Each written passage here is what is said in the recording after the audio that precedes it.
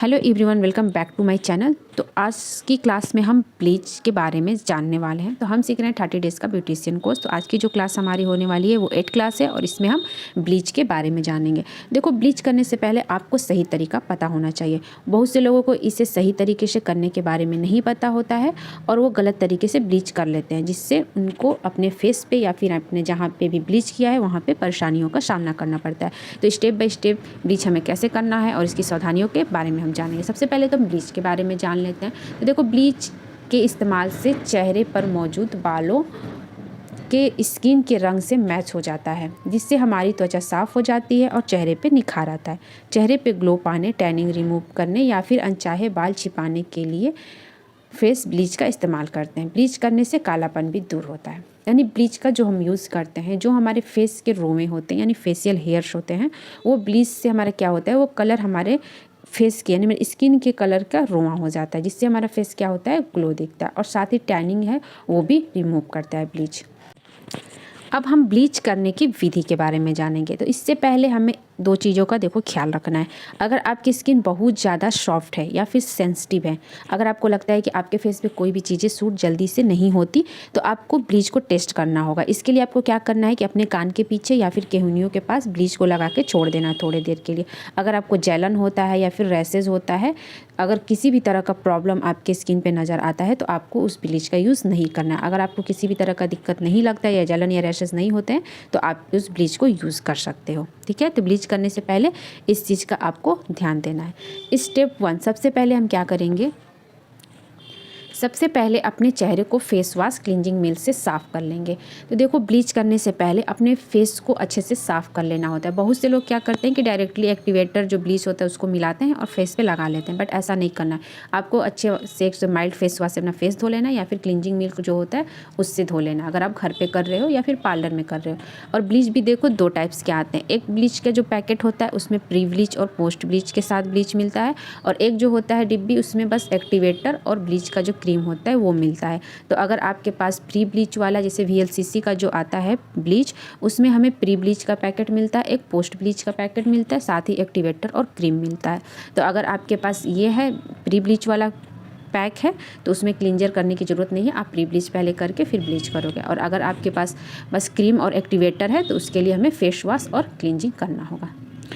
Step 2, दूसरे step में हमें क्या करना है, इसके बाद ब्लीच करने से पहले अपने फेस पर प्री ब्लीच क्रीम लगाएं। यानी अगर आपके पास प्री ब्लीच क्रीम है तो वो लगाओ और 1 मिनट तक हल्के हाथ से मसाज करो। जब भी हम प्री ब्लीच लगाएंगे उसको 1 मिनट तक हल्के हाथ से मसाज करेंगे, फिर उसके बाद उसे साफ़ कपड़े से पोंछ लेंगे। अब एक कटोरी में अपने चेहरे के अनुसार ब्लीच क्रीम लें और उसमें एक्टिवेटर 2 चुटकी मिलाएं। आपको अगर फेस पे लगाना है तो उसके अंदाज से आपको ब्लीच लेना है। अगर आपके लेग्स पे भी लगाना है, हैंड पे भी लगाना है, तो उस हिसाब से आपको एक कटोरी में ब्लीच निकाल लेना है और उसमें 2 चुटकी एक्टिवेटर मिला लेना है। 4th स्टेप में हम उंगलियों या ब्रश की मदद से, यहाँ पे आप ब्रश का यूज़ करो तो बेटर है, ब्रश की मदद से अपने पूरे चेहरे और गर्दन पे ब्लीच मिक्सचर लगा लें। याद रखें कि ब्लीच आईब्रो व होठों पर ना लगे। तो जब भी ब्लीच लगाएं तो फेस के साथ आपको गर्दन पे भी अप्लाई करना है, और जो हमारे कान होते हैं वहाँ पे भी आपको ब्लीच लगाना है। बस ध्यान क्या रखना है कि आईब्रो और होठों पे ब्लीच को नहीं अप्लाई किया जाता है, और जो आइज़ की हमारी पलकें होती हैं उस पर भी आपको नहीं लगाना। अगर मान लो गलती से लग जाता है तो आप उसको तुरंत पानी लगा के साफ़ करके फिर कपड़े से पोंछ दो उस जगह को। हाँ, बस डायरेक्टली बस कपड़े से नहीं पोंछना है, पानी लगाना। अगर आईब्रोज पे लग गया तो पानी लगाने के बाद ही कपड़े से पोंछना है। स्टेप 5, अब ब्लीच को चेहरे पर 10 से 15 मिनट के लिए लगा रहने दें। तो आपको इसे 10 से 15 मिनट के लिए लगा के छोड़ देना है। स्टेप 6 में 15 मिनट बाद हल्के गीले कपड़े या फिर स्पंज की मदद से साफ़ कर लें और ठंडे पानी से चेहरा धो लें। पोस्ट क्रीम से चेहरे को मालिश कर लें। तो 15 मिनट जब हो जाएगा तो जो स्पंज आता है या फिर कोई कपड़ा है उसको गीला करके उसको अच्छे से निचोड़ के आपको ब्लीच जहाँ भी लगाई है, फेस पे, गर्दन पे, पैर पे या फिर हैंड पे, उसको अच्छे से क्लीन कर लेना। उसके बाद जो पोस्ट क्रीम आता है उससे मालिश कर लेना है। अगर आपके पैकेट में पोस्ट क्रीम नहीं है तो इसके जगह पे आप जो मॉइस्चराइज़र आता है उसका यूज़ कर सकती हो। तो ये था ब्लीच करने का तरीका। तो इस स्टेप से आप ब्लीच करना, आपको एक अच्छा सा फेस पे ग्लो आएगा। अब इसके कुछ सावधानियों के बारे में जान लेते हैं कि हमें ब्लीच करते टाइम क्या क्या सावधानियां बरतना चाहिए। तो देखो, चेहरे पे अगर मुहासे हैं तो ब्लीच का उपयोग ना करें, चेहरे पे जलन हो सकता है। अगर आपके फेस पे ज़्यादा पिंपल्स हैं तो आपको ब्लीच का यूज़ नहीं करना है। ब्लीच का उपयोग महीने में एक बार से ज़्यादा ना करें। बहुत से लोग क्या होते हैं 10 दिन 15 दिन पे इसका यूज़ करते हैं, तो आप ऐसा ना करो। 1 महीने के अंतराल में ब्लीच का उपयोग करो।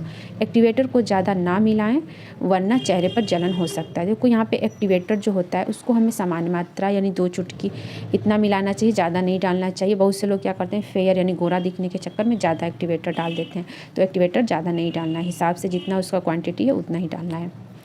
चेहरे पे ब्लीच लगाने के बाद गर्म पानी से चेहरे को ना धोएं। ब्लीच करने के बाद गर्म पानी से फेस को नहीं धोना, आप ठंडे पानी का यूज़ कर सकती हैं। देर तक त्वचा पर ब्लीच लगाए रखने से स्किन पर हानिकारक प्रभाव पड़ सकता है। तो जितना इसका टाइमिंग है 10 से 15 मिनट, बस आपको उतना ही रखना है। ज़्यादा देर तक मत रखना कि हम ज़्यादा देर तक रखेंगे तो हमारा फेस और ग्लो दिखेगा, तो ऐसा कुछ नहीं है। इसका बस जो प्रोसेस है 10 से 15 मिनट तक ही अपने फेस पे या फिर हैंड पे या बॉडी जहाँ भी आप लगा रहे हो, बस 10 से 15 मिनट तक रखना है। ब्लीच करने के तुरंत बाद धूप की रोशनी में ना जाएँ। ब्लीच करने के बाद आपको धूप में नहीं जाना। अगर आप जा रहे हो तो फेस को अच्छे से कवर करके।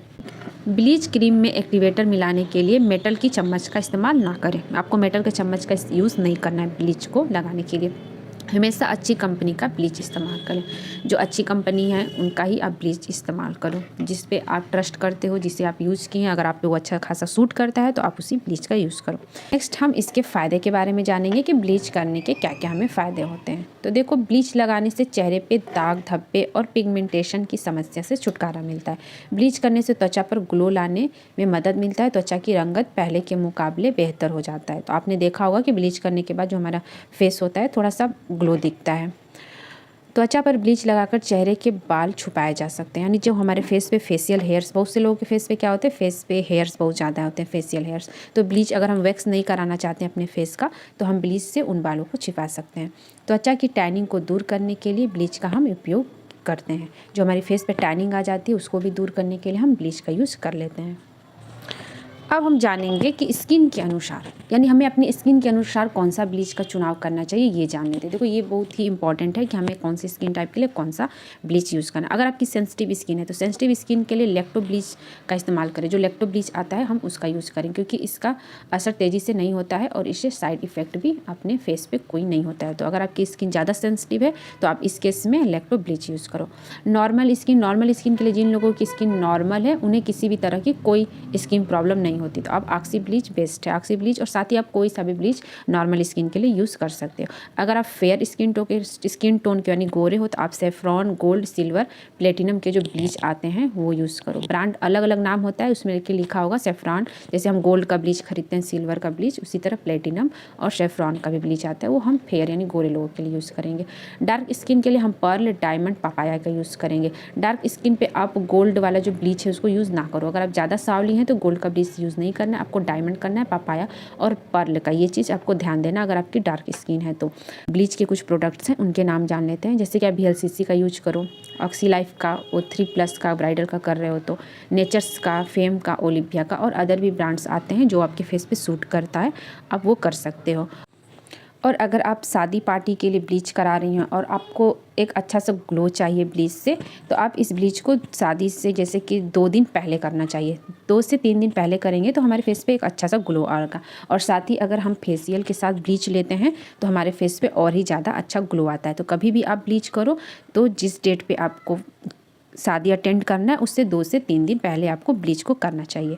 तो इन चीज़ों का आप ध्यान रखना और इस तरीके से ब्लीच करना, आपके फेस पे एक अच्छा सा ग्लो आएगा। तो मिलते हैं नेक्स्ट वीडियो में। उम्मीद है कि आपको सब कुछ क्लियर से समझ में आ गया होगा।